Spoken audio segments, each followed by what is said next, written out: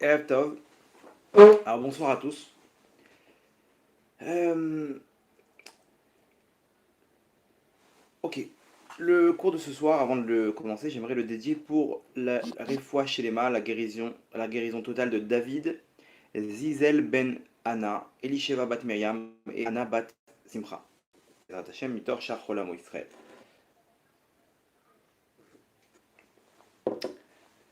Alors le cours de ce soir, j'espère que vous allez aimer. C'est un peu spécial, mais vous allez voir que dans la Torah, on nous apprend tout ce qui se passe aujourd'hui avec les coachs, les coachings. On voit il y a des coachs pour plein de domaines, des stars de cinéma qui ont des coachs particuliers, des entreprises. Ils ramènent des coachs comme ça qui remettent le moral de comment dire, des commerciaux, etc. Le monde il tourne aujourd'hui autour de ce phénomène qui s'appelle le coaching. Il faut que tu aies un coach. Chaque personne importante, on appelle pas ça un conseiller, on appelle un coach qui vient en fait lui enlever les mauvais côtés, lui gonfler le bien qui est en lui et l'élever de façon à ce qu'il arrive dans une grandeur d'esprit qui va lui permettre d'arriver à matérialiser ça sur le terrain.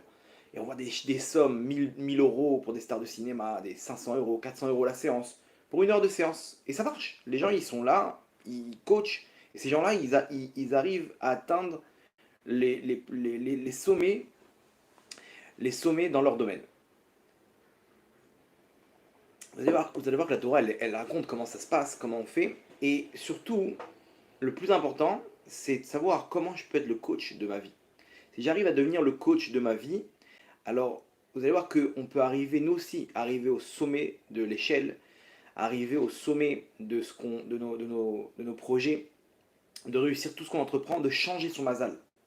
Quelqu'un qui rentre dans une grandeur d'esprit, il attire le bien autour de lui.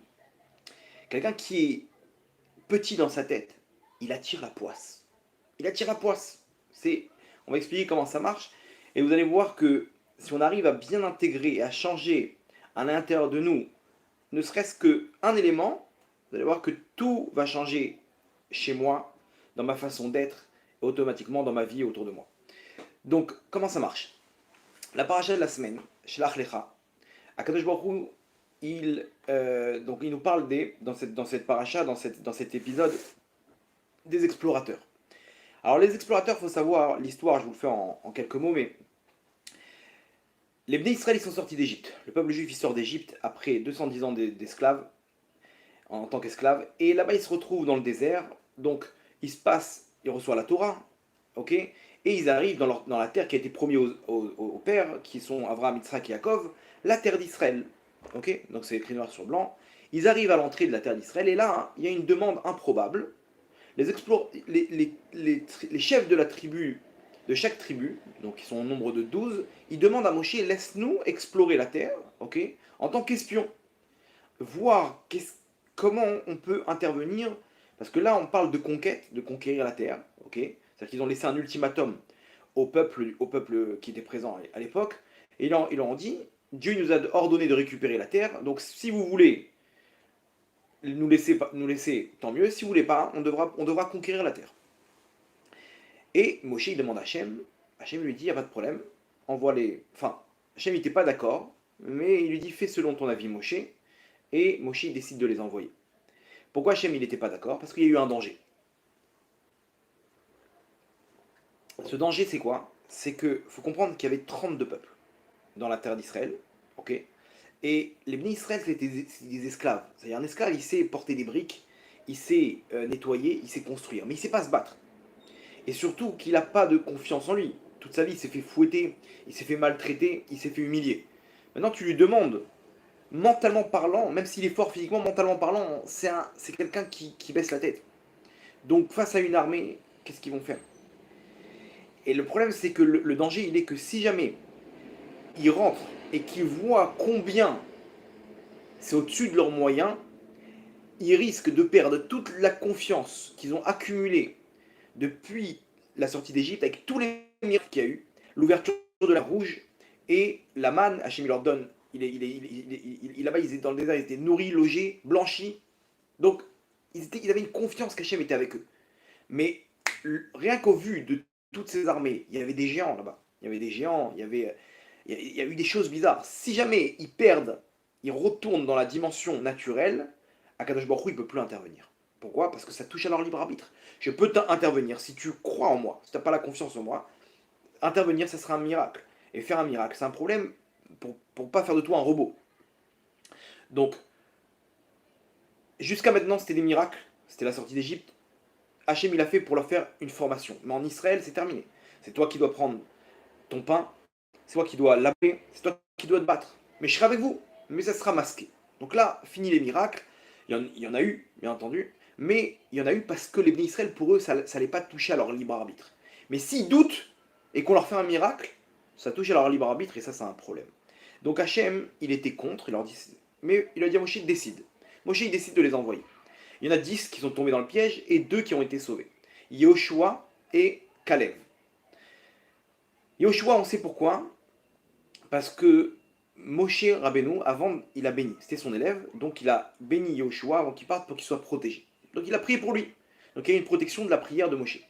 Caleb, c'était le prince de la tribu de Yehuda. Lui, il a été sauvé parce que, nous dit le pasteur, qu'il a été à Hebron. Hebron, c'est là-bas le caveau des patriarches. Abraham, Yitzhak, Jacob, et il a prié là-bas. Donc lui aussi, il a reçu une protection par rapport à la prière de nos pères. Et les 10 autres, ils sont rentrés et ils sont tombés dans le piège. Là-bas, il y a une phrase qui est intéressante. C'est qu'ils ont vu les géants. Et quand ils ont raconté ce qui leur est arrivé, le récit de leurs aventures, eh ben, ils ont dit, quand on a rencontré les géants, il y a marqué Aïnou Kechagavim. On était comme des sauterelles. Imaginez-vous quand vous marchez, quand on marche comme ça, on voit une sauterelle, toute petite comme ça, qui saute, tac, tac, tac, d'un endroit à l'autre. Quand tu marches à côté d'elle, tu la vois, on dirait une brindille, on dirait un petit morceau de caillou.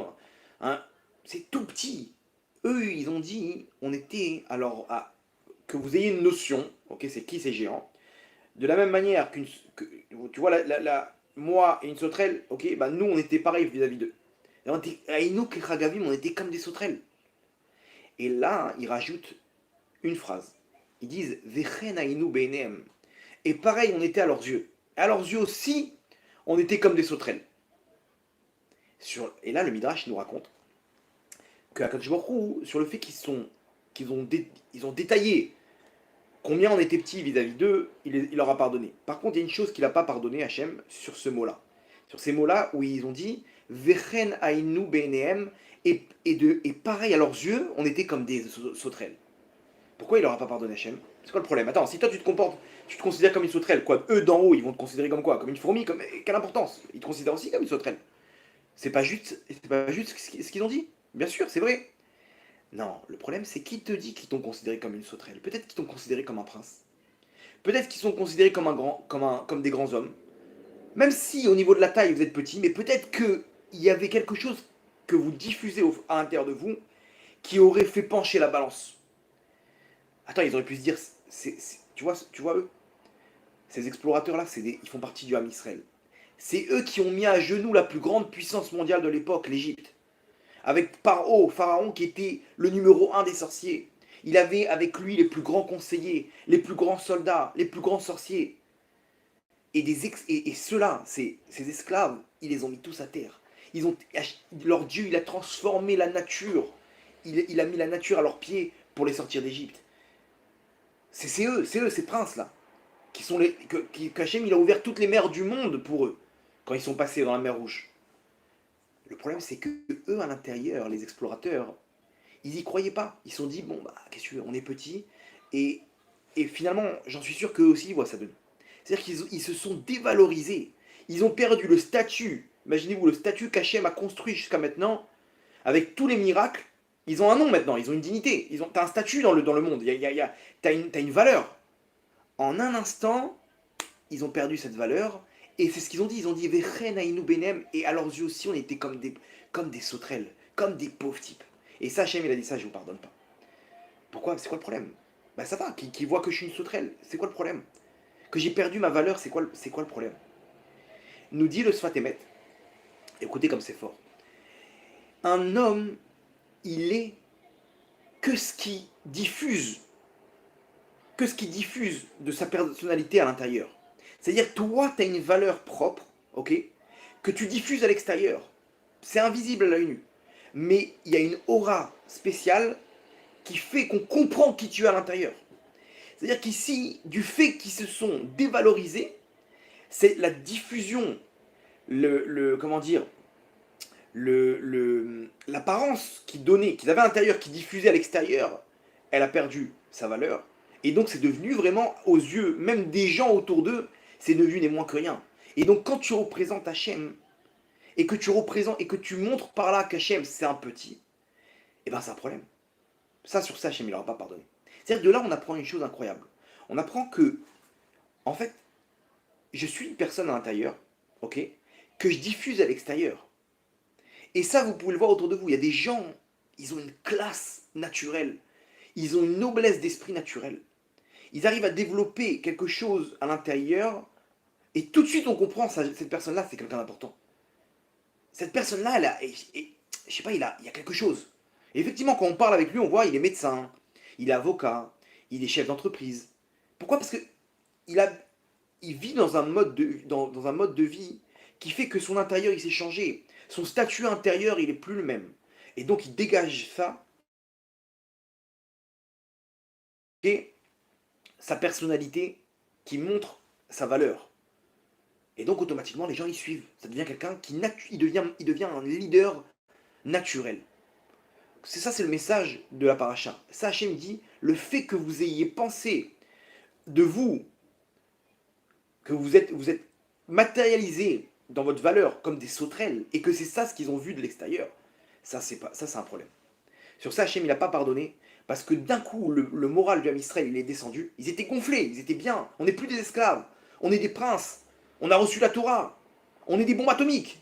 Et d'un coup, après ce discours des explorateurs, c'est devenu des, comment dire, des pauvres types. C'est redevenu des esclaves. Et Sachem, il ne peut pas pardonner. Pourquoi? Parce que maintenant, tu représentes la Torah. Maintenant, tu représentes le peuple élu. Maintenant, tu me représentes, Hachem, il dit. Tu représentes le roi des rois. Et si tu as une réputation comme ça, je ne peux plus t'aider. C'est un problème. Et c'est ça la faute très fine qu'il y avait dans, comment dire, dans la faute des explorateurs. C'est pas une histoire qu'ils ont dit du mal de la terre d'Israël. Sur ça, ils ont pris 40 ans dans le désert. Non, 40 ans, c'est pour reprendre ta dignité maintenant, pour reprendre ta valeur. T'es pas prêt. Tu peux pas rentrer en Israël comme ça. Si t'as pas compris que t'es une bombe atomique, si t'as pas compris que t'es grand, t'as une neshama, t'es une étincelle divine, tu peux pas te confronter à eux, tu peux pas monter sur le ring. Tu peux pas monter sur le ring. Si tu crois que t'es un poids plume alors que t'es un poids lourd, ben tu peux pas. Tu vas te prendre, tu vas te faire éjecter au premier round. Donc, on fait un petit tour dans le désert, 40 ans. C'est pas une punition, c'est juste que vous êtes pas prêts. En fait, vous êtes pas prêts. Et là, ils ont chuté. Ils sont tombés dans le, dans l'épreuve. Il y avait une histoire comme ça, d'une histoire vraie. Il y a quelqu'un c'était un directeur de banque.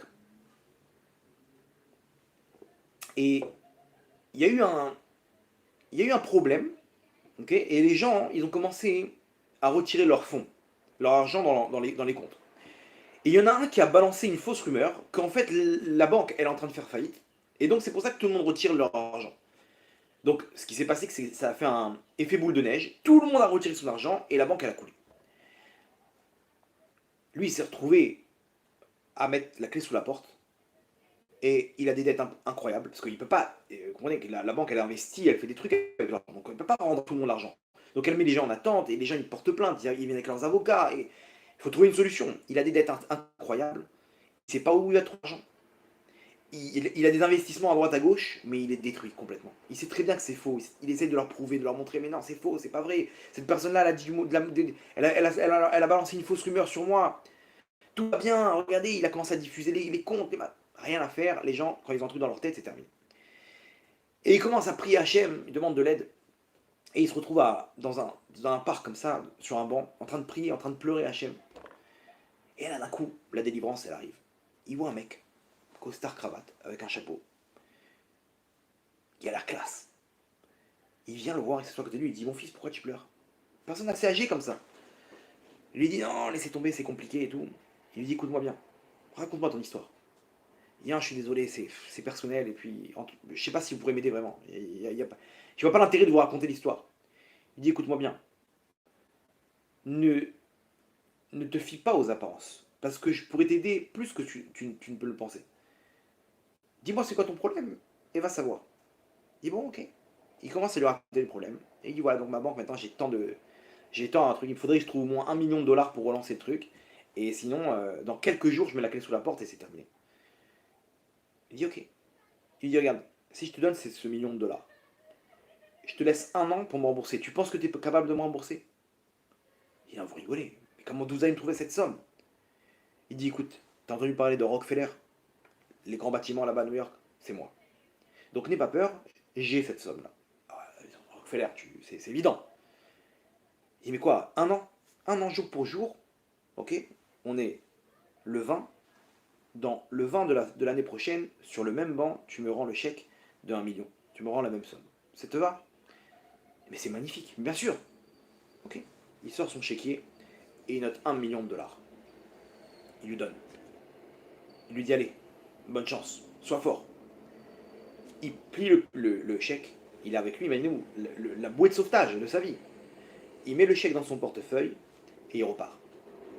Et là maintenant, hein, il va pour mettre le chèque dans les comptes et il dit 2 secondes. Cette somme, je vais devoir la rembourser. Pour l'instant, j'ai des investissements, je vais jongler avec ce que j'ai. Si je vois que je m'en sors pas, tout de suite je sors comment dire, le levier, quoi, le million de dollars qui va tout changer. Mais pour l'instant, vaut mieux pas tout dépenser parce que si jamais je perds ce joker, alors l'année prochaine, je sais pas comment je vais le rembourser. Et ça, je peux pas. Mettre la clé sous la porte, bon, on peut s'arranger. Mais là, 1 million de dollars, c'est grand quand même. Donc, vaut mieux être prudent. On va attendre avant de mettre le chèque dans le compte. Et là, d'un coup, il commence à vendre, récupérer l'argent et investir ailleurs. Tac, en 2 3 mois, il fait des investissements mais incroyables. Et il arrive à récupérer des sommes à droite à gauche. Et il réinvestit. Et il rentre de l'argent, etc. Il relance les comptes. Entre-temps, lui, maintenant, il détente. C'est-à-dire les gens, ils sont là en train de... Avant, ils le voyaient paniquer, maintenant, ils le voient sûr de lui. Tout va bien, il investit, il revend. Et les gens, ils récupèrent la confiance. À tel point que celui qui l'a balancé, il commence à dire, écoutez, il y a une erreur. Et lui-même, il ne voyait pas la raison d'avouer. Mais là, il se dit, non, pourquoi? Vous savez, j'ai fait n'importe quoi. Il a avoué, il a dit c'était une fausse rumeur. Les gens, ils ont remis l'argent dans leur compte. Et c'était terminé. Il a récupéré tout son argent. Il a relancé la banque. Et il n'a même pas utilisé le chèque d'1 million de dollars. Il attend que comment dire, l'année passe pour pouvoir rendre cette somme. Et en même temps, il a préparé un beau cadeau de remerciement. Tu m'as sauvé la vie. J'ai pas eu besoin, mais tu m'as sauvé la vie. T'as été là quand même. T'as été là quand même. C'est une reconnaissance incroyable. Et il attend sur le banc. Effectivement, au loin, il voit Rockefeller arriver. Il le voit arriver. Et il voit qu'il n'est pas tranquille. Il commence à presser le pas.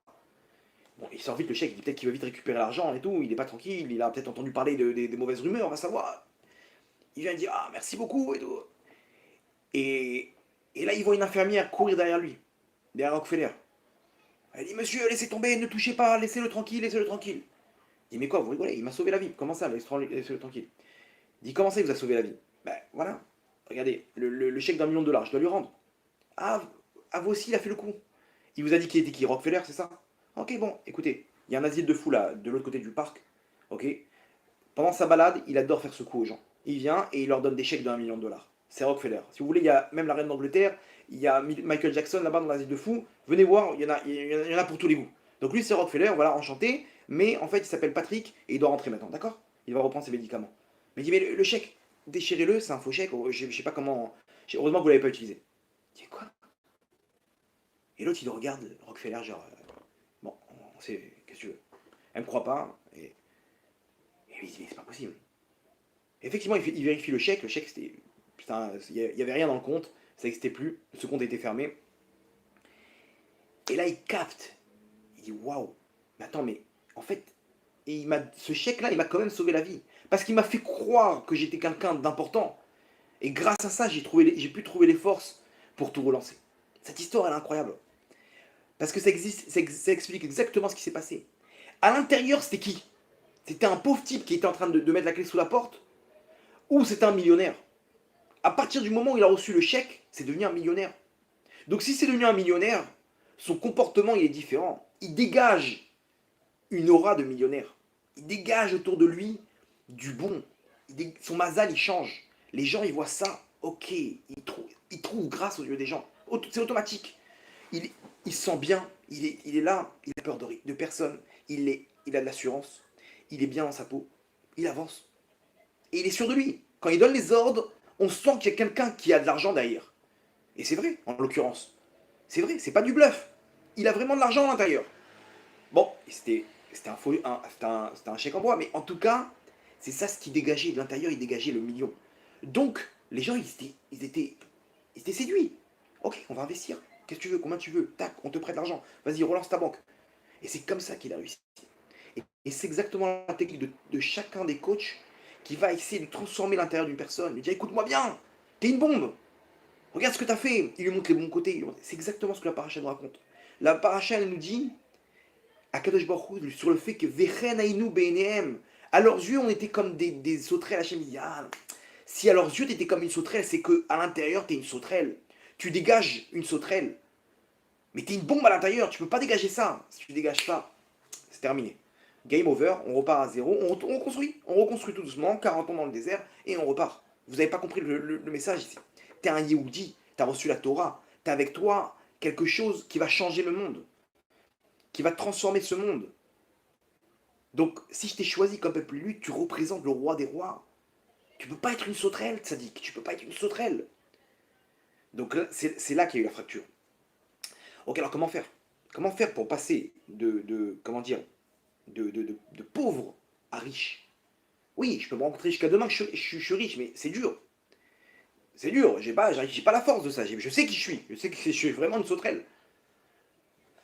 Regardez comme c'est fort. La différence entre les 10 explorateurs qui sont tombés et Kalev, on a expliqué que Kalev, lui, il est parti chez nos pères. Pourquoi? Qu'est-ce qu'il y avait là-bas de spécial? Il représentait quoi, nos pères?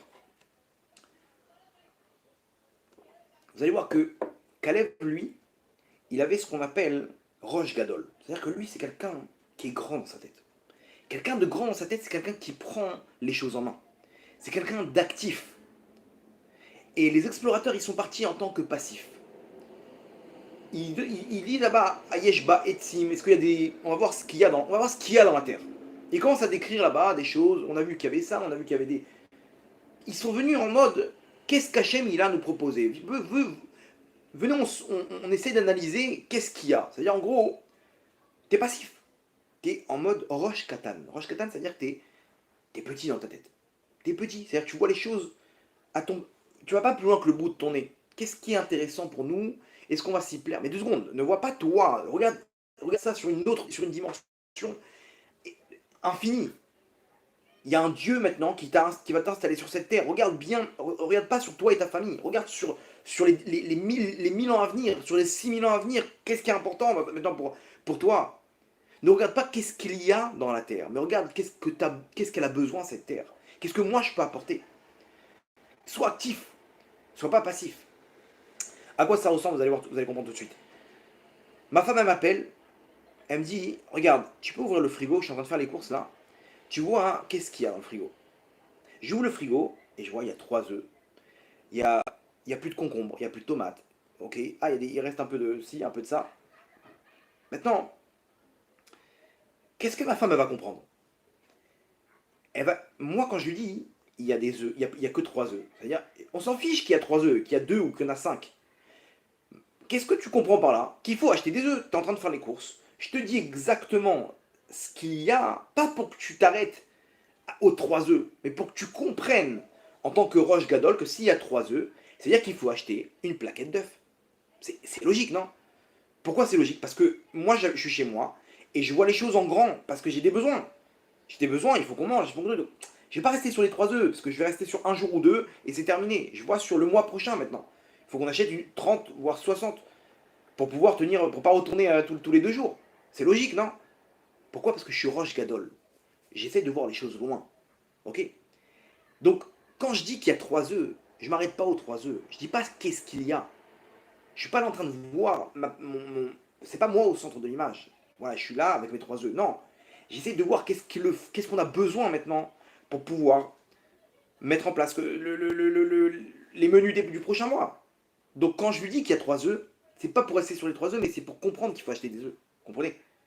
C'est exactement pareil. Dans la terre d'Israël, les 10 explorateurs, ils ont dit, ok, c'est vrai que c'est un pays qui est beau, mais il y a ça, il y a ces trucs. Genre, ils ont commencé à décrire les avantages et les inconvénients. Caleb, lui, il était pas là-bas. Caleb, il était pas. Vous comprenez que c'est un mode passif, ça. De voir qu'est-ce que je peux recevoir de la terre d'Israël. Donc il y a une liste de choses que la terre d'Israël a à me proposer. Mais Caleb, lui, il vient dire qu'est-ce que la terre elle a besoin. C'est-à-dire qu'est-ce que moi je peux apporter à la terre. Pas qu'est-ce que la terre elle peut m'apporter, mais qu'est-ce que moi je peux apporter à la terre. Il y a des géants, ok, donc maintenant il faut faire une stratégie pour contrer ces géants. Il y a telle et telle chose, donc qu'est-ce que moi je peux apporter. Et Caleb, il a senti qu'il n'avait pas cette force-là. Donc qu'est-ce qu'il a fait? Il est parti sur le caveau des patriarches. Que eux, toute leur vie, ils se sont annulés pour Hachem. Ils n'ont pas cherché leur confort. Ils ont cherché qu'est-ce qu'Hachem il a besoin dans ce monde-là. Abraham, il n'a pas cherché son confort. Hachem lui dit Lech Lecha, pars, il n'y a pas de problème. Attends, mais j'étais bien là. On était tranquille là, j'étais bien installé. Il ne pose pas de questions. Hachem lui dit tu prends ton fils, tu l'amènes en sacrifice. Abraham, il n'y a pas de problème. Je ne suis pas en train de voir qu'est-ce que je peux récupérer moi dans cette relation que j'ai avec Hachem. Je suis en train de voir Hachem, qu'est-ce que tu as besoin.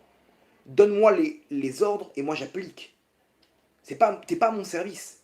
C'est toi qui es au centre. C'est toi le roi. C'est pas moi qui suis au centre. Et c'est ce qu'il leur dit là-bas. Là-bas, il leur dit, mais qui vous servez? Moi, je suis le Dieu. Je suis prêt à mourir pour lui. Je suis prêt à rentrer dans le feu s'il faut. Non, mais c'est pas intéressant. Qu'est-ce que tu gagnes à ça? Je suis pas en train de chercher mon intérêt. Je suis en train de chercher l'intérêt d'Hachem. Je suis pas passif, je suis actif. Je suis pas en train de répondre aux ordres, genre, bon, qu'est-ce qu'il faut faire? Voilà, on est là, ok, il faut quoi? Il faut passer un petit coup de balai. Non, non, non, prends tes dispositions, prends les mains, prends les rênes, prends les rênes. Ok, moi je veux qu'Hachem il soit là-bas. Donc, Avram il a pris les rênes, il était actif. Donc Hachem il a mis en haut de l'échelle. Yitzhak pareil. Yitzhak il a eu peur de personne. Il est arrivé, il a fait son boulot, il a envoyé balader Avimelech. Avimelech, c'était la sommité à l'époque. Il dit écoute-moi bien, t'inquiète pas, ça va se passer comme ça. C'est mes puits, et Yaakov, pareil. Il s'est confronté contre Lavan, contre Esav. Il a eu peur de personne, il a pris les choses en main. C'est moi qui dois m'occuper du Ham Israël. Esav, il est tombé, j'y vais. Il faut aller où? Chez Lavan? On va chez Lavan. Il faut travailler 7 ans, on travaille. Qu'est-ce que tu veux, Hachem? Qu'est-ce que tu as besoin? Il est actif. Donc, s'il est actif, alors Hachem, il a mis. C'est lui qui l'a pris comme leader. Caleb, il n'avait pas cette force. Il est parti chez nos pères pour récupérer cette force spirituelle, pour pouvoir comprendre quelle vision avoir dans la terre d'Israël. La terre d'Israël, il faut que tu comprennes que tu dois être actif. Hachem, qu'est-ce que tu as besoin maintenant? Et quand il est arrivé, il a vu complètement une autre image de la terre d'Israël. Il est arrivé, il a décrit une autre chose. Il a dit, mais quoi, vous rigolez? Hachem, il a besoin qu'on rentre ici, il nous donnera tout ce qu'on a besoin. Et eux, ils ont vu qu'est-ce qu'Hachem, il a à nous proposer. Ils étaient passifs. Et donc ça ne marche pas. Donc Caleb, il a été sauvé. Et eux, ils ont été engloutis. Là-bas, ils ont eu ce qu'ils ont reçu. Donc, en fait, de se comprendre la paracha, c'est simple. C'est que, pour récapituler, on dégage à l'extérieur que ce qu'on présente à l'intérieur. Si tu es un roi à l'intérieur, les gens, ils vont automatiquement te voir comme un roi. Tu vas prendre un statut naturel. Et la vie, elle va te montrer qui tu es à l'intérieur. Si on te maltraite, c'est que tu montres ça, tu montres le pauvre, tu montres la victime. Tu le vois pas, non? Tu peux jouer ce que tu veux comme rôle, mais à l'intérieur, tu es une victime. Donc les gens, automatiquement, tu es une victime. Les gens, ils te mettent de côté. Quand il y a quelqu'un, il faut faire un coup à quelqu'un, ça tombe sur toi tout le temps. Quand il y a une peau de banane, c'est toi. Mais pourquoi? Mais parce qu'à l'intérieur, c'est ce que tu es. Et tout de suite, une personne, elle peut voir, lui, je vais l'attraper. Pourquoi? Parce qu'il sent la faiblesse. Il sent la faiblesse. Vous comprenez? Et ça, c'est ce que la paracha nous apprend. Elle nous apprend, sois actif, sois comme nos pères. Inscris-toi dans le mérite de nos pères. C'est ce qu'il a fait Caleb. Caleb, il a vu, il est actif. Qu'est-ce qu'il faut faire là? Il a pris les rênes. Ok, ce peuple, il est là, Hachem, il m'a choisi. On fait quoi, Hachem? Vas-y, dis-moi. Ok, il faut faire ça. Donc, va voir plus loin. Et essaie d'improviser. Et les autres, ils sont là, Roche, Katan. Ok, alors, vous nous dites ce qu'il faut faire. Hein. Ok, c'est tout. On va là-bas, on fait ci. Ok, d'accord. C'est bon, on peut rentrer chez nous. Oh. J'ai mis ok, vas-y. T'es une sauterelle. Voilà ce que t'es. T'es une sauterelle et c'est ce qu'ils ont vu. Et ça, Hachem, il n'a pas pardonné. Donc, maintenant, on a compris que je peux être moi-même le coach de ma vie. Si j'arrive à rentrer, à changer à l'intérieur, le switch, je fais un switch entre le bouton passif et le bouton actif, vous allez voir que je peux passer du bas de l'échelle jusqu'en haut de l'échelle. Parce que ceux qui sont actifs dans ce monde-là, c'est eux les leaders du monde. C'est eux qui mènent ce monde-là. Le monde, regardez comment on est balayé comme des feuilles au gré du vent. On suit la mode, on suit ce qu'on veut nous vendre. Ce qu'on veut nous vendre, on est là comme un troupeau. Il faut se faire vacciner, il faut se faire truc, il faut suivre, il faut sauter par la fenêtre, faut. Mais pourquoi? Mais non, mais j'ai pas envie de faire ça. Et regardez, quand une personne, elle contredit, d'un coup, les gens, il est intéressant, lui. Parce qu'il est actif. Et on a besoin de protection, on a besoin de quelqu'un qui nous protège. On est trop anxieux, on est trop frustré. On est faible de nature. Mais il y a des gens qui sont forts, donc eux, ils peuvent nous protéger. Et c'est comme ça ce qu'on fait. On suit les meneurs. Et c'est eux qui dirigent. Tous les meneurs, c'est eux qui dirigent. Dans le bon comme dans le mal. Dans le bon comme dans le mal. C'est eux qui dirigent. Aujourd'hui, vous comprenez pourquoi. Parce que on a appris une règle aujourd'hui dans la paracha, que tu dégages ce que tu as à l'intérieur. Ces gens-là, ils ont une assurance naturelle. Ils ont construit ça au fil des événements. Ils ont créé ça. Ils ont construit. Et donc aujourd'hui, si tu veux arriver toi aussi à dégager cette lumière autour de toi, alors il faut arriver à changer le côté passif qui est naturellement en chacun d'entre nous en côté actif. Change ta vision des choses et à ce moment-là, ta vie elle va changer. Ton mazal il va changer. Donc construis-toi de l'intérieur. On va expliquer comment se construire de l'intérieur. Qu'est-ce qu'Hachem nous a donné comme élément pour arriver à se dire waouh, attends, mais j'ai des éléments en main que j'étais pas au courant, dont j'étais pas au courant. Si j'avais su ça avant, mais j'aurais tout changé. Si je savais que j'avais 1 million dans la poche, ce chèque d'1 million, je me serais pas comporté de la sorte. Je sais que j'ai une bouée de sauvetage. Je sais que j'ai un appui derrière. Vous comprenez? Regardez comment ça marche dans le monde. Dans le monde, c'est exactement ça. C'est une technique psychologique. Et les agents du Mossad, par exemple, j'étais toujours fan des agents du Mossad. J'ai lu tous les livres sur comment ça se passe, etc.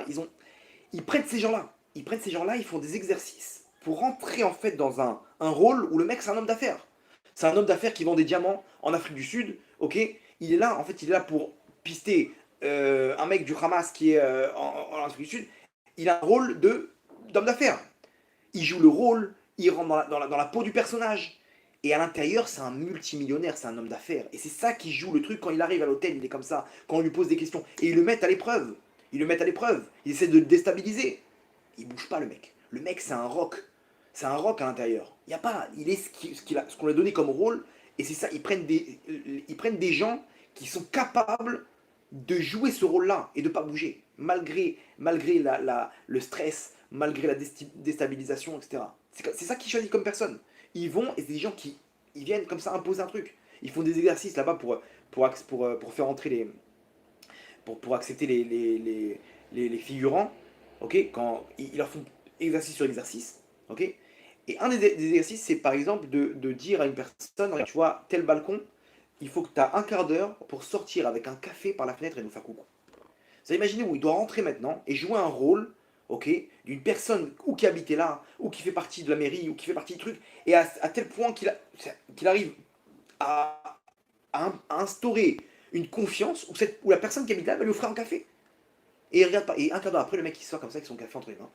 C'est à toi de jouer maintenant. Tu dois montrer ça. Si tu montres que t'es un mec bizarre, ça se ressent. Les mecs, il est bizarre celui-là. Qu'est-ce qu'il raconte et tout.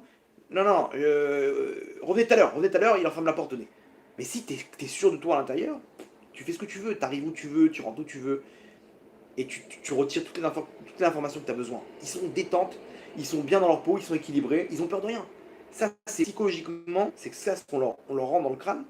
Bon, c'est clair qu'il y en a qui sont plus, comment dire, par rapport à l'éducation qu'ils ont reçue, ils ont ça naturellement, mais nous aussi on peut le créer ça.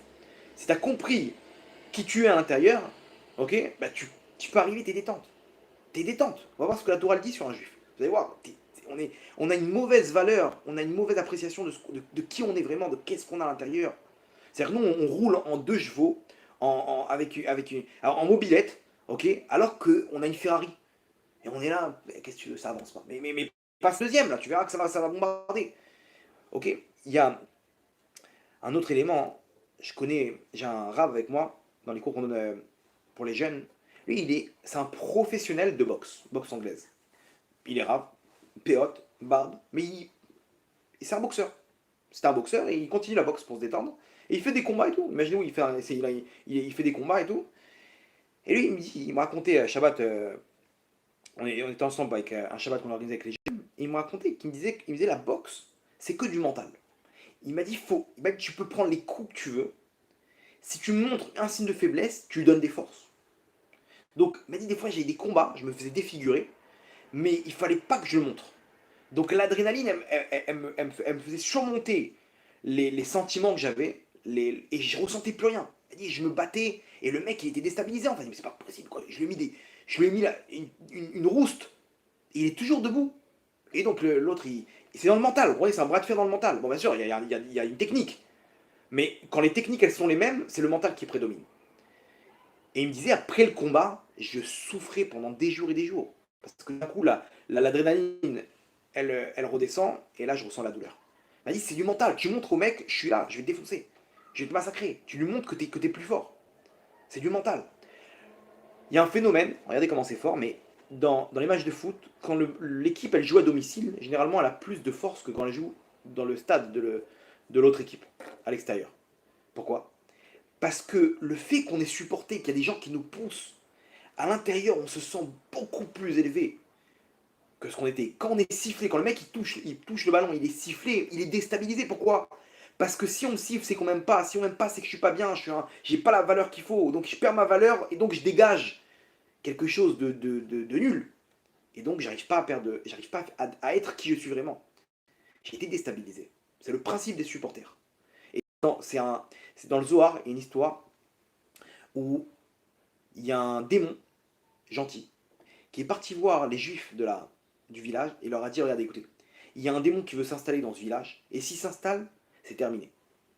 Moi, je suis là, je fais mes affaires, mais je veux pas de mal aux êtres humains. Par contre, lui, il va faire la pagaille. Lui et moi, on a un combat tout à l'heure pour savoir qui prend le village. Je vous en supplie, venez avec moi et priez et supportez-moi. Ça va me donner des forces. Le Rav, il a rien compris. Il réunit tous les juifs, ils vont devant le lac et ils commencent à encourager le démon. Je sais pas, ils l'ont appelé par son nom, je sais pas ce qu'ils ont fait, ils ont commencé à faire des télim et des chants et des trucs et tout pour l'encourager. Et effectivement, ils voient là-bas ils comprennent rien, ils sentent des vents, des trucs, des machins, les arbres bouger, et d'un coup ils voient l'eau qui éclabousse, et ils voient des petites bulles, et plus de bulles. Bon, ils sont rentrés chez eux, ils ont compris qu'il n'y avait plus rien. Et effectivement, le démon, il apparaît au Rav et il lui dit, j'ai réussi à le tuer, merci pour votre aide, vous inquiétez pas, vous êtes en sécurité, je serai reconnaissant. C'est quoi cette histoire? Une bagarre de démons. Ici, lui, il leur a dit, mais j'ai besoin de votre aide. J'ai besoin de votre aide, j'ai besoin de vos encouragements. J'ai besoin que vous soyez derrière moi. Ça donne une force à l'intérieur. Vous comprenez? Ça marche, la nature, elle est comme ça. Comment dire? Regardez comme c'est fort, mais dans les habits, ça aide. Ça aide à montrer qui on est à l'intérieur.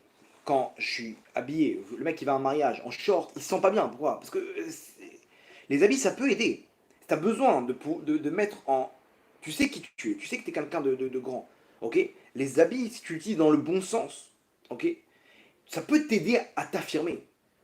Il faut savoir, des fois, être, comment dire, la Gemara elle ramène que un Tamid Chacham qui a une tâche, ok? C'est grave. C'est grave. Pourquoi? Parce que si tu as une tâche, tu montres par là que t'es quelqu'un de détourdi, t'es quelqu'un dans les nuages. Alors que t'es là pour trancher des choses hyper grandes. Mais tu fais pas attention, bon, je sais pas, la sauce tomate elle est tombée. Non, tu dois faire attention. Tes habits doivent être propres. Regardez le Rambam au début, il explique c'est quoi. Tu dois avoir des habits propres, tu dois être classe, tu dois être... Parce que tu représentes quelque chose. Les habits c'est ça. Là, une femme qui est tsanoua, une femme qui s'habille tsanoua, elle met son foulard, elle s'habille classe, etc. Généralement, il y a deux types de femmes. Il y a une femme qui sent qu'elle a un sac poubelle sur elle. Et une femme qui dit non, comment ça un sac poubelle?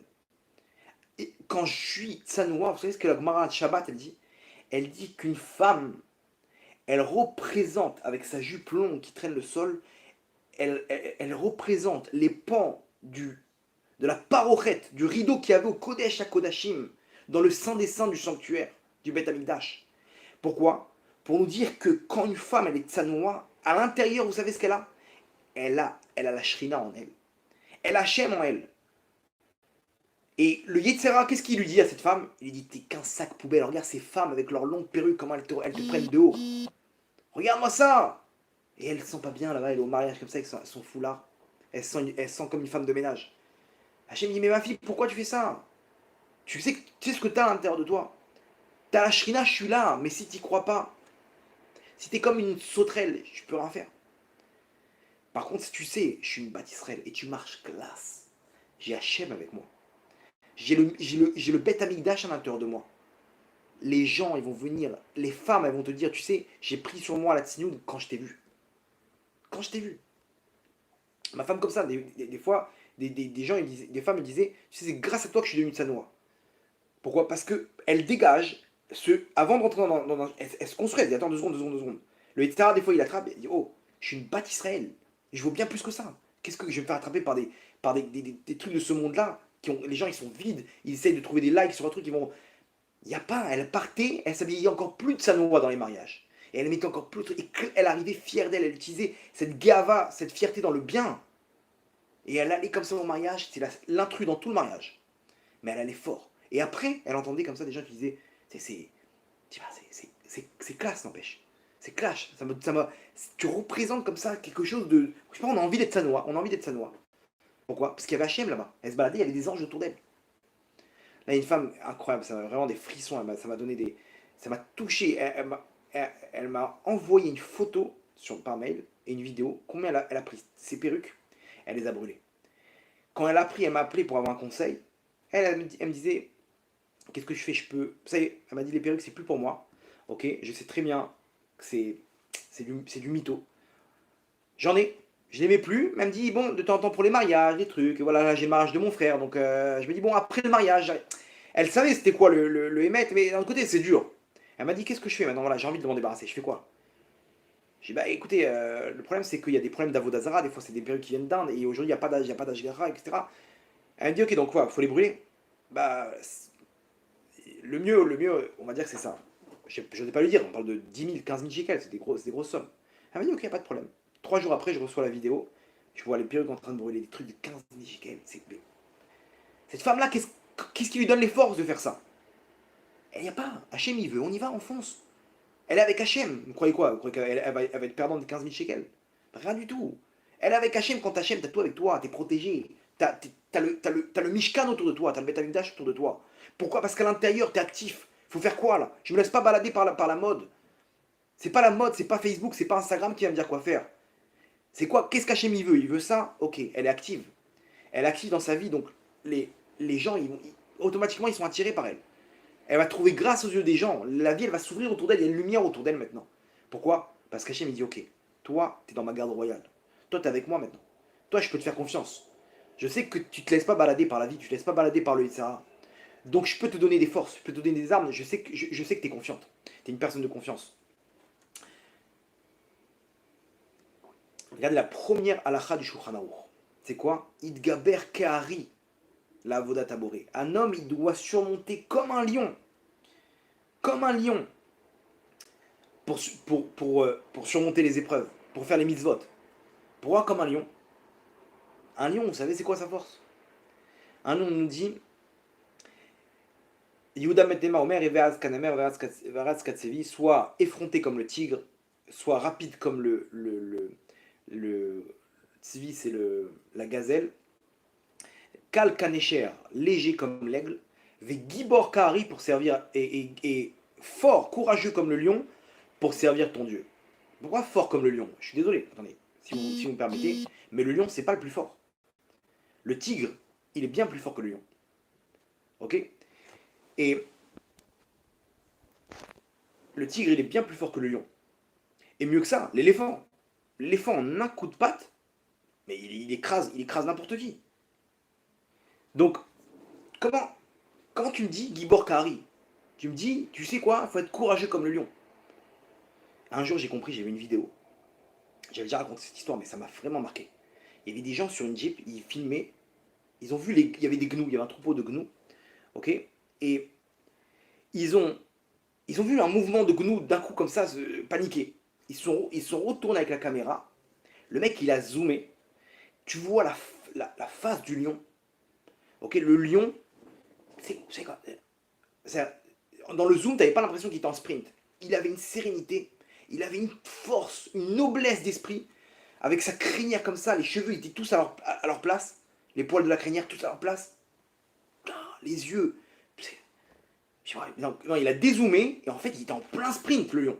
Il a attrapé un gnou, un cabriole, il a jeté par terre, et tous les autres ils sont partis en courant. Il y en avait une trentaine de gnous. Attends, mais c'est quoi cette histoire? Ils sont 30, mais sauvez-le, mais retournez-vous, vous allez vous faire. Qu'est-ce qui se passe? Pourquoi tout le monde a flippé là? Pourquoi? Parce que le lion à l'intérieur c'est un Meller. C'est un roi. Donc il dégage une force. Ah t'as Meller, Tzadik. T'es un roi. C'est ça ce qu'un juif il doit savoir. Yehudim, la Gemara nous dit, les juifs, Bnei Melachim aiment. C'est des princes. Les juifs, c'est des princes. T'es un roi. Si tu comprends pas que t'as une neshama, qui est une étincelle divine, en toi, alors tu vas prendre des murs dans ta vie. T'as une Ferrari à l'intérieur.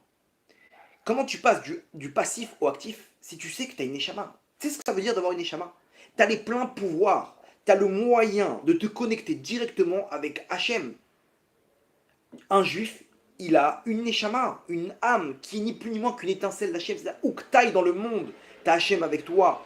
Ce que tu veux, tu peux prier, tu peux le recevoir. N'aie peur de rien. Mais comme tu n'y crois pas, comme on n'y croit pas, moi avec vous, comme on n'y croit pas, alors on met des bâtons, on se met des bâtons dans les roues. On croit qu'on est des sauterelles. Donc quand tu pries en tant que sauterelle. Tu demandes ta paille pour pouvoir vivre. J'ai fait un cours sur la Parnassa, ça s'appelle Fini les problèmes d'argent, la fin des problèmes d'argent, où j'explique que ta Parnassa, elle a l'image, l'argent que tu gagnes, elle a l'image de ta Emouna. Si tu es persuadé qu'Hachim va donner ta Parnassa, tu reçois ta Parnassa. Ça dépend de la Emouna. La Parnassa, ça dépend de la Emouna. Si tu es petit dans ta tête, ta Parnassa, elle est petite. Si tu n'y crois pas, tu dis non, mais qu'est-ce que tu veux, je suis obligé de faire ce deuxième job pour pouvoir trouver de l'argent. Alors Hachem, il est là-bas avec toi. Mais si tu viens, tu dis, oh, dis-moi, j'ai perdu mon temps, moi, à travailler sans m'arrêter. Je vais étudier, je vais prier, je vais travailler, il faut que je fasse quelque chose. Mais ça dépend pas de ça, c'est pas ça qui va me donner mon argent. C'est Hachem qui me donne mon argent. Le mec, il est grand dans sa tête. Il n'est pas là dans les petits calculs de centimes, J'ai besoin, j'achète. C'est comme ça que ça marche. Ata Meller, t'es un roi. T'es classe. T'es grand. Tu te rends compte ce que t'as? Il y a marqué les juifs, c'est hors la goïm. C'est une lumière pour les peuples. C'est un juif, il a un rôle d'intermédiaire entre l'humanité et Dieu. Il a reçu la Torah pour ça. Si tu descends de ce statut-là, les peuples du monde, ils vont te le faire rappeler. C'est que tout l'antisémitisme, l'origine de l'antisémitisme, il vient de là. Il vient que de là, du fait que je ne suis pas à ma place. Je ne suis pas hors la goïm. Je ne suis pas une lumière pour les peuples du monde. Regardez comment c'est fort. Il y a écrit la Gemara dans Shabbat, elle dit que pourquoi on appelle le mont Sinaï, Har Sinaï. Il s'appelle le mont Chorev, Har Chorev. Pourquoi on appelle ça le mont Sinaï? Sinaï, ça vient du mot Sina. Sina, c'est la haine. Pourquoi? Parce que c'est là où est descendue la Torah. Et quand la Torah elle est descendue, en même temps est descendue la haine des peuples du monde. Bah, quel rapport? Pourquoi? Parce qu'ils sont jaloux qu'on a reçu la Torah? Pas du tout. Eux-mêmes, Hachem, il est venu les voir, il leur a dit, vous voulez recevoir la Torah? Ils ont dit non, et voilà. Donc quoi? Pourquoi tu veux être jaloux? Fallait l'apprendre. Donc, c'est quoi le problème? Regardez comme c'est fort. Comme on a un rôle de lumière pour les peuples du monde, donc eux, ils savent très bien que maintenant, les Juifs, ils vont nous aider ils vont nous donner la morale. Ils vont nous aider à faire notre réparation sur Terre. On n'a pas ce lien avec Dieu directement. Eux, ils l'ont. Ils ont une information qu'on a besoin pour réparer notre être, pour tendre vers le bien, vers le bon. Non, on ne sait pas faire la différence entre le bien et le mal. Oui, logiquement, tu peux te dire que tuer, c'est pas bien, mais la Torah, elle nous donne des éléments. Regardez tous les cours, on nous donne des éléments que des coachs aujourd'hui, ils ont. C'est écrit dans la Torah, noir sur blanc. C'est écrit dans la Torah, noir sur blanc, il faut juste voir entre les lignes ce que la Torah orale nous donne. C'est écrit dans les secrets de la Torah, dans la Kabbalah, dans le Zohar, dans tous ces trucs-là. La Torah, elle peut aider une personne dans tous les domaines. Dans tous les domaines. Au niveau de ton couple, au niveau de l'éducation des enfants. On va en parler d'éducation, vous allez voir aussi comment ça peut intervenir ça. Au niveau large, comment gagner ton argent, au niveau, comment tu peux être un leader maintenant, regarde ce qu'on est en train de te donner. Ça, c'est un coach, il prend 1000 € pour t'expliquer ça. 1000 €, c'est gratuit. Gratuit. Pourquoi? Parce que c'est là. Moi, je l'ai reçu gratuitement, j'ai trouvé ce trésor, je vous le transmets. La Torah, elle peut t'aider dans la science, dans tous les domaines, dans tous les domaines. Regarde le livre La Révolution de Rav Zamir Cohen, il explique comment la Torah, elle était bien en avance. La science d'aujourd'hui, elle prouve ce qui était écrit bien avant la Torah, ce qui était écrit bien avant dans la Torah, que la Terre est ronde, que la Terre est... Regardez le cours Torah et science qu'on a fait. Vous allez voir là-bas des trucs. Tout ce que la Torah, elle a devant, c'est la science.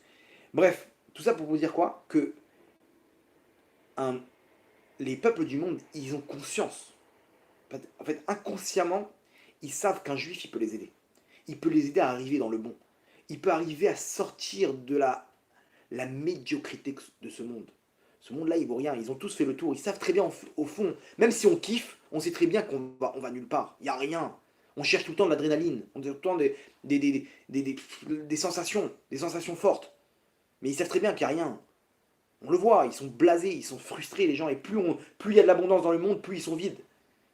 Un juif, il peut nous apporter quelque chose. Ils savent au fond d'eux qu'ils peuvent apporter ça. Maintenant, c'est quoi le problème? C'est quand le juif, de là où il est, il descend au même niveau qu'eux. Donc là, c'est un problème. Pourquoi? Parce que non seulement tu ne peux pas nous sortir de la boue dans laquelle on est, mais en plus, tu nous fais concurrence. Toi, tu viens avec ta noblesse, tu viens avec ta bénédiction, tu viens avec ton savoir-faire, mais tu nous enlèves le peu qu'on a, la matérialité de ce monde-là, tu nous le prends. Regardez le discours d'Hitler. Hitler dit, mais allez, sortez de nos universités, étudiez votre Torah, restez dans vos ghettos, ne prenez pas nos femmes. Il avait les boules, mais je crois qu'il avait fait à l'université, il devait être accepté en tant qu'architecte, il prenait qu'un nombre de places limité, et il n'a pas été reçu à une place près. Pourquoi? Parce que là-bas, tous ceux qui ont été pris, c'était des juifs. Mais va là-bas, va étudier ta Torah, pourquoi tu prends mon monde? Donc non seulement tu m'aides pas, mais en plus tu descends là où je suis, et tu m'imposes la morale, alors que tu me l'imposes en prenant ma place. Et il écrit dans Mein Kampf, Hitler, il dit les juifs, ils ont le toupet de nous imposer la morale.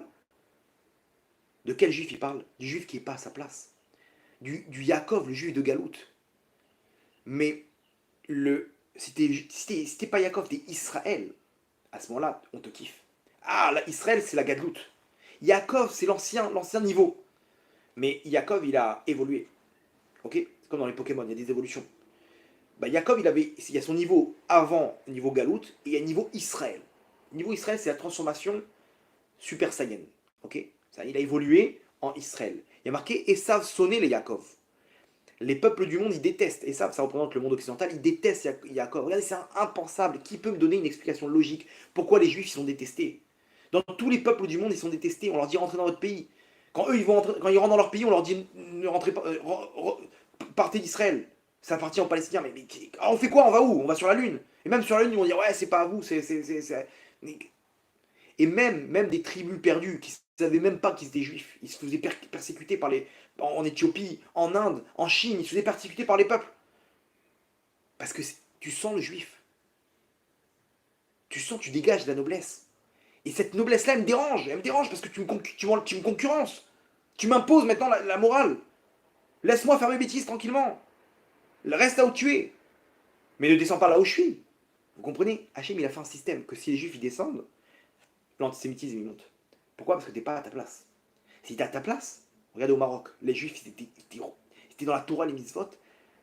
Les musulmans là-bas, ils respectaient les juifs, ils les voyaient comme des sommités. Jusqu'à aujourd'hui, le roi du Maroc, il respecte les juifs. Son conseiller, c'est un juif. Dans tous les pays du monde, les conseillers des rois, c'était des juifs. Le Rambam, c'était le médecin privé du roi d'Égypte, le conseiller privé du roi d'Égypte. Dans tous les pays du monde. Abravanel, c'était le ministre des Finances en Espagne. Quand il a été chassé, il est monté au plus haut poste au Portugal. Et après en Italie. Mais comment il a fait ça? Il est racham. Ses conseils, c'est de l'or. Parce qu'il a sa place. Il sait qui il est. Il sait qu'il représente la morale sur Terre. Il représente la lumière sur Terre. Si tu as oublié ça, et que tu essayes toi aussi de trouver le bien-être dans des likes sur Facebook, alors tu as tout perdu, mon sadique, tu as tout perdu. À qui tu essayes de plaire? À qui tu essayes de plaire? Mais à quoi? Je comprends pas où tu veux aller. Ce monde-là, à la fin, parle aux anciens, ils vont te dire, ils vont raconter leurs histoires, la guerre d'Algérie, la guerre de trucs. Aujourd'hui, qu'est-ce que ça a fait tout ça? Qu'est-ce que ça a fait qu'ils ont gagné des guerres, qu'ils sont sortis avec plein de femmes, qu'ils avaient de l'argent? Aujourd'hui, ils sont là avec le peu d'anecdotes et ils nous balancent le même disque. Allez, papy, on connaît ton histoire, on connaît ton histoire. Qu'est-ce que t'as? Par contre, il y a des gens aujourd'hui, 104 ans, ils savent qui ils sont. Ils reprennent la Torah et le monde, il tourne autour d'eux aujourd'hui. Netanyahou, il allait voir le Rav Ovadia Yosef, il allait voir le Rav Kanievski avant de prendre des décisions. Avant d'attaquer la centrale nucléaire d'Ozirak en Irak, Menachem Begin, je crois que c'était lui, hein, il a appelé le Rav Shach, il a appelé Baba Saleh pour demander conseil, on peut attaquer ou pas? Baba Saleh, c'était un petit vieillard à Netivot. Tu as demandé. Non, il tient le monde dans ses mains. Le monde, il repose sur lui. Et si le Premier ministre, avant d'attaquer en Irak, il se sent obligé de prendre son conseil, c'est qu'il sent que le monde, alors Baba Saleh, il dégageait, il tenait le monde autour de lui. Il dégageait la royauté, il dégageait Hachem. Donc si tu dégages, tu représentes Hachem, eh ben, je veux savoir qu'est-ce qu'Hachem comment Hachem il peut m'aider. On a parlé au niveau éducation. Vous savez que quelqu'un qui va avoir de l'autorité avec ses enfants, comment il peut construire l'autorité? Aujourd'hui, les coups, ça marche pas. Ok. La colère aussi. Ça marche à l'instant T, quoi. C'est quelqu'un qui tape du poing sur la table, bah, il n'y a plus personne. Bon, c'est bon, il est content, il est fier de lui, mais il comprend pas comment 2 jours après ça revient. Il comprend même pas le soir même, dès que les choses se tassent, les gosses ils repartent. Mais je comprends pas, mais qu'est-ce qu'ils veulent? Ils veulent quoi? Ils veulent quoi exactement? Ils veulent que je les massacre? Non mais, attends, t'as pas compris. Si tu crois que tu vas imposer l'autorité et le respect par la force, eh ben, tu t'es complètement gouré. Pourquoi? Parce que le fait que tu t'énerves, ça montre combien tu es faible. Et comme tu es faible et que t'es pris par les événements, tu es obligé de sortir l'arme nucléaire qui est une rouste. Voilà. Donc, tu vas me dire, mais attends, mais ça marche. Oui, ça marche parce que pour l'instant, c'est toi le plus fort. Donc, dans la confrontation, c'est toi qui as l'avantage. Mais comprends une chose, c'est quand ils vont grandir et qu'ils vont voir que tu es plus si fort que ça, bah, tu vas comprendre rétroactivement que c'était juste. Hein, ils se sont retenus, quoi, ils ont essayé de jouer un rôle de te respecter. Mais au fond, ils ont pas de respect pour toi. Et ces gens-là, dès qu'ils peuvent, ils s'en vont. À l'adolescence arrivée, ils se révoltent et ils s'en vont. Ça y est, maintenant, ils sont en âge de se confronter. Là, la confrontation, elle est, comment dire, elle est égale. Là, on a arme égale maintenant. Viens, si tu veux quoi? Et comme ça, les parents ils se battent avec leurs enfants et l'enfant il part, il a plus rien. Pourquoi il me respecte pas? Je lui ai tout donné, je lui ai changé les couches, je lui ai offert ses études, je lui ai donné ses machins et je lui ai tout donné, je lui ai acheté une voiture. Mais il te respecte pas parce que toi-même t'étais pas respectable. Avec ta colère et avec tes coups, t'étais pas respectable. Alors comment on fait? Regardez comment c'est fort maintenant. Le but c'est de savoir de se dire attends, je suis son père. Son père donne-lui les ordres sûr de toi. Donne-lui les ordres de façon hautaine en disant mais attends mais c'est un gosse. Quand quelqu'un il a une entreprise, comment il donne les ordres autour de lui? Il va voir sa secrétaire et lui dit Justine, vous pouvez m'imprimer les feuilles là, du compte rendu de la réunion? Elle est tout de suite. D'accord, tac, tac, tac, elle imprime. Il est sûr de lui, il est pas de sa patron. Pas maintenant, mais quand vous avez le temps d'imprimer les feuilles Mais elle va. C'est le patron. T'as pas peur qu'il te. Non, il est faible, il montre la faiblesse. Il arrête pas de. Et l'inverse, même quand il crie, il pousse des cris. Pourquoi? Parce qu'il sait pas s'imposer. Donc, laisse-le finir sa crise, ok? T'inquiète pas, je sais comment le prendre. J'irai lui parler après. Et tout le monde se moque de lui, dans son dos. Et lui, il est là, il est sûr qu'il a remis les choses en place. Quand tu parles à tes enfants, ne rentre pas en confrontation avec eux. T'es leur père. Tu parles comme un père. T'es le leader de la maison. Quand tu donnes un ordre, tu le donnes, pas besoin de hausser le ton. Tu le donnes sûr de toi. Viens, mon sadique, viens. Tu crois que tu peux ramasser les jouets là?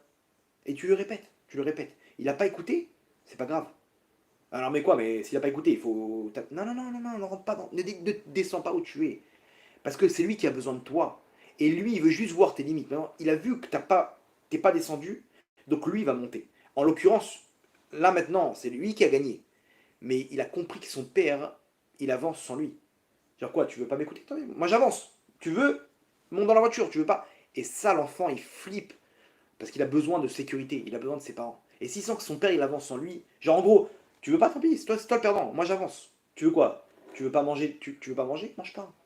Vas-y, t'inquiète pas, on n'a pas besoin de toi. Mange, tu veux pas manger? On avance. Là, il sent quoi? Mon père, il est pas là en train de me suivre. Il retire pas l'attention qu'il a besoin, donc en l'occurrence, il a pas mangé sur le coup. Mais comment ça s'inscrit dans son cœur? Ça s'inscrit dans son cœur que mon père, il est respectable.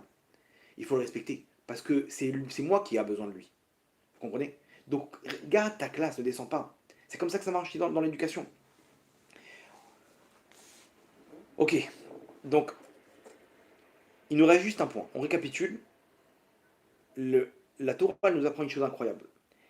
Tu dégages, tu diffuses exactement qui tu es à l'intérieur.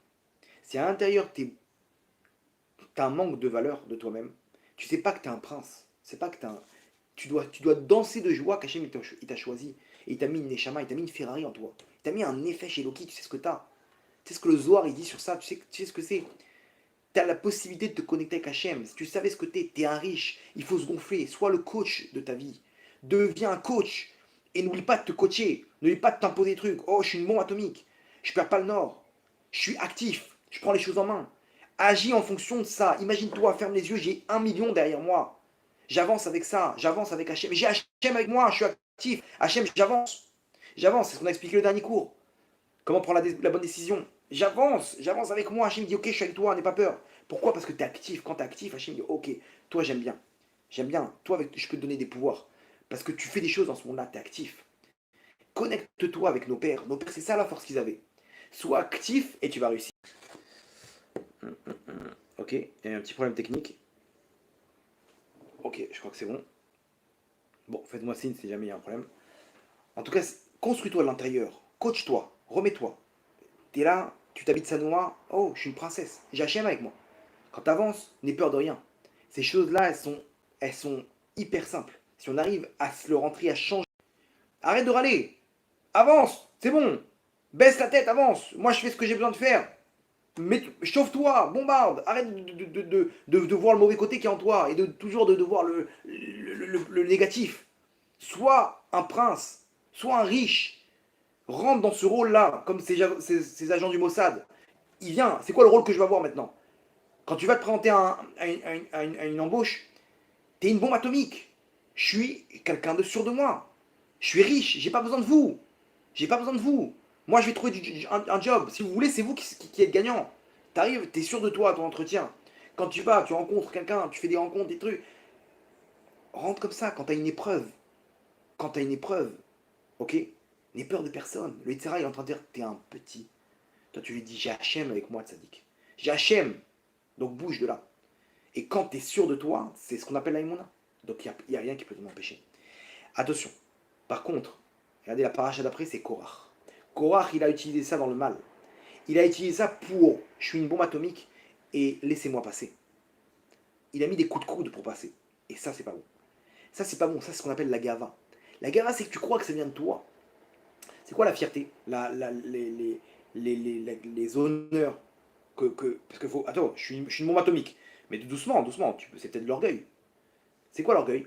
L'orgueil, c'est que je suis 8, ok? Disons, entre 1 et 10, j'ai une note. Une personne, elle se donne une note à peu près dans sa dignité, sa valeur. Il sait, je suis 8. C'est quoi l'orgueil? Je suis 10 sur 10. Je suis 10. Il augmente de 2. C'est quoi l'humilité? L'humilité, c'est je suis pas 8. C'est pas d'arriver à dire je suis 8. Ou à dire je suis 1. Qui on est? On n'est rien du tout. Non, non, non. Quand Moshe Rabbeinu disait Anachnouma, on n'est rien du tout. Quand Abraham disait je suis que poussière, il disait pas je suis. Il est 10, mais en fait il me disait qu'il était 0. Il disait pas ça. Il dit je suis 0, je suis que poussière dans le sens où je suis pas 8, mais Hachem il me donne 8. Ces 8 là, cette note là, cette valeur, c'est pas moi qui l'ai créé. C'est Hachem qui me l'a donné. Je sais très bien que j'ai 10 sur 10. Mais je ne l'ai pas parce que j'ai réussi avec mes mains. Parce que je suis rien. C'est Hachem qui me l'a donné. C'est un cadeau d'Hachem. Vous comprenez, c'est quoi l'humilité? L'humilité, c'est être exactement. Tu connais toutes tes armes, mais tu sais très bien que c'est pas toi qui les as amenées. Tu sais très bien on te les a données. Vous comprenez? Ça, c'est l'humilité. Donc, Korach, son problème, c'est quoi? C'est qu'il a dit, oh, ce poste, il me revient. Mais attends, mais doucement. Si Hachem, il t'a pas donné ce poste-là, pour qui tu te prends? Hachem, il te donne. Arrête de croire. Vous comprenez la différence? C'est exactement ça. Ok, on va finir avec une petite histoire. C'est bien, on n'est pas trop en retard ce soir. L'histoire de Yehuda à Maccabi. Tout le monde connaît l'histoire de Hanouka. Hanouka, c'est une poignée d'hommes, à l'époque de l'Empire grec, qui ont vaincu, qui ont terrassé les armées grecques. Vraiment, une poignée d'hommes. Ok, il y en a qui disent que le film 300, il vient à partir de cette histoire. Ils étaient quelques hommes. Et celui qui était à leur tête, c'était Yehuda à Maccabi. Ok, il portait le nom de Yehuda à Maccabi. Et il y a eu un événement, il s'est passé ce qui s'est passé. Et les Grecs, ils mobilisent les troupes pour entrer en guerre contre eux. Donc eux, la révolte, elle a commencé. La révolte, elle a commencé, Kaby, il voit la peur dans les visages. Il voit il voit les regards de qu'est-ce que tu veux qu'on fasse? Où tu nous as embarqués là? Qu'est-ce qu'on peut faire? Nous on s'est battu, on a fait notre Ishtadlout. On a fait ce qu'Hachem nous demande. Hachem nous demande de faire des actes. On a poussé, on a repoussé, on s'est battu. Mais là, on va se battre contre des dizaines de milliers de soldats. Qu'est-ce qu'on va faire? On est une poignée d'hommes. Ça y est, on a fait ce qu'il faut. On a montré à Hachem. Là, on est face à un mur. La réalité, elle nous bloque. Et il voyait ça sur les visages. Yehuda Maccabi, il a pris la décision de se rendre. Il s'est dit, si je me rends, à ce moment-là, c'est terminé.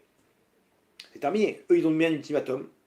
Si moi, je me rends, alors ça veut dire qu'on... drapeau blanc, quoi. On veut la paix, on a compris, c'est bon. C'est vous les patrons. Et eux, ils ont reçu leurs honneurs. Et c'est bon. Tout le monde rentre chez soi. Et il n'y a pas de mort. Et tout le monde va m'applaudir. Je baisse les armes. Je baisse les armes. Effectivement, il a pris cette décision. Et là-bas, il était fatigué. Il s'endort. Il rentre dans sa tente, il s'endort. Et là, il fait un rêve. Ça, ce rêve-là, il est pas connu des gens. Le rêve de Yehuda à Maccabi. Il fait un rêve où il voit effectivement comment il se rend. Et, comment dire, ils rendent les armes, drapeau blanc, et tout le monde rentre chez soi. Même lui, il rentre chez lui. Même lui, il le libère. Effectivement, il a évité un bain de sang. Il a évité un bain de sang de tous ces hommes qui allaient mourir, des pères de famille. Et il voit comment il rentre chez lui dans son village. Et il voit les regards de gens qui disent on avait tout enclenché. Et on avait tout enclenché. Et, je sais pas, on était sur le point de renverser la vapeur, de libérer le Beth Amikdash, le temple. On a tout laissé tomber. Il voyait la déception sur le visage des gens. Il voyait la tristesse. Il voyait que, quand il voyait des regards de culpe, il se sentait coupable. Il comprenait, qu'est-ce qui se passe? Je croyais que tout le monde allait m'applaudir. Qu'on allait me dresser le tapis rouge maintenant. Et il voit ce rêve-là, il dit, mais j'ai pris la mauvaise décision. Et d'un coup, il entend une voix qui dit, Yehuda, t'es un leader. Et un leader, il baisse pas la tête devant la réalité. Un leader, il crée la réalité.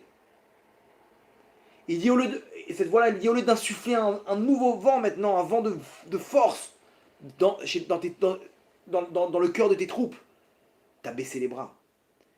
Mais n'oublie pas que t'es un leader. Et il se réveille avec un mot. Échec. Tu as échoué. Wow. Il entend ce mot qui résonne. Tu as échoué. Un échec. Échec. Échec. Il se réveille comme ça. Il voit, ouais, c'est un rêve. C'est un rêve. Il sort de sa tente. Il réunit ses troupes. Et il fait le discours de sa vie. Le discours où il leur dira, Boutaï, on va baisser la tête devant des êtres humains alors qu'on représente le roi des rois. On représente Akadosh Baruch Hu. Mais on peut pas présenter en guerre, mais nous on n'est rien. Mais Hachem, il va faire la guerre pour nous. Mi kamocha ba'ilim Hachem. Qui est comme toi Hachem? C'est les initiales de Maccabi. C'est pour ça que je m'appelle Yehuda Maccabi. Mi Hachem est là, il a commencé comment dire, qui est pour Hachem, venez avec moi. Et les gens, il les a chauffés. Ils ont rentré Hachem en eux. Et ils ont terrassé l'armée grecque. Ils ont terrassé l'armée grecque. Et de là, on a reçu la fête de Hanouka. La fête de Mais cette lumière-là, elle éclaire spirituellement. Pourquoi? Parce que c'est ce qu'il éclairait, Yehuda Maccabi. Yehuda Maccabi, il éclairait spirituellement autour de lui. Pourquoi? Parce qu'il avait Hachem. Vois grand ce que je peux faire pour le monde. Qu'est-ce que je peux faire? Qu'est-ce que tu as besoin, Hachem? Sois sûr de toi. Sois grand. Sois Bégadlout. Selon la Kabbalah, quand tu es Bégadlout, les forces du mal, elles fuient de toi. Elles tremblent de peur de quelqu'un qui est en Gadlout. Il a peur de rien. Prends cette force avec toi, mon tzaddik. Sois la Hanoukia de ce monde-là. Illumine le monde comme il a fait Yehuda Maccabi. Arrête de te voir comme un petit. Ata Yehudi, t'es un être humain. C'est toi la perle de l'humanité. C'est pas les mêmes prières. Ça n'a pas la même portée. Mais quand tu pries et que tu dis, bon, t'envoies comme si tu envoies une bouteille à la mer, tu peux arriver à rien. Donc ne désespérez pas. Et c'est ce qu'il dit Rabbi Nachman Breslev. Il dit, Kol haolam kulo gesher tsar meod. Trop en dessous, il y a les crocodiles. Waouh, par les crocodiles. Ce monde-là, c'est exactement pareil. Tu marches, tu sais pas quand est-ce que tu vas tomber. Ça se bascule dans tous les sens. Il te dit une chose, Rabbi Nachman. Ve'aikar, l'olefachet klal, n'aie pas peur. Mais qu'est-ce que ça va changer que j'ai pas peur? Ça va changer l'état du pont. Ce pont-là, c'est toi qui. Tu t'envoles, mon sadique. N'aie pas peur. Ce monde-là, il fait peur. T'as l'impression que tu vas tomber. T'as l'impression que tu vas tomber. Mais en fait, c'est le pont d'Interville, là-bas, les ponts qui glissent. Hop, tu remontes. Tu remontes, tu peux remonter quand tu veux. Tu fais tchouva, tu remontes. Tu peux tomber, il n'y a pas de problème, mais n'aie pas peur de te relever. Parce que tu te remontes direct, tu fais tchouva, tu demandes pardon à Hachem, tu repars. Relève-toi, coach-toi, sois le coach de ta vie. N'aie peur de personne. Ve'aikar lo lefaret klal, ne te fie pas. Ils vont envoyer la bombe nucléaire, Hachem il va prendre la terre d'Israël, il va l'élever au-dessus de la bombe. Vous savez qu'est-ce qu'Hachem il est capable? C'est lui le patron de ce monde-là. Arrêtez de vous fixer à la réalité. On est des leaders. Tu crées la réalité. Par contre, si tu te vois comme quelqu'un de passif, bah, tu es mangé par la réalité. Donc aujourd'hui, à nous de prendre en main notre vie. Sois le coach de ta vie, n'oublie pas tout ça. N'oublie pas que tu es un leader. N'oublie pas que tu es un Yehudi. N'oublie pas que tu es un être humain. Même si tu n'es pas Yehudi, même tu as des diamants. Tu as un chèque d'1 million de dollars. N'aie peur de personne. Fonce. Et ta vie, elle va changer. Ton mazal, il va changer. Le monde, il peut changer grâce à toi. Donc soyons grands dans notre tête. Soyons actifs. Parce que comme ça, on est avec Hachem. Yeratson, qu'Hachem envoie la Geoula Berachamim Dolim. Baruch Adonai Leolam, Amen, Amen, Chazak ou Baruch.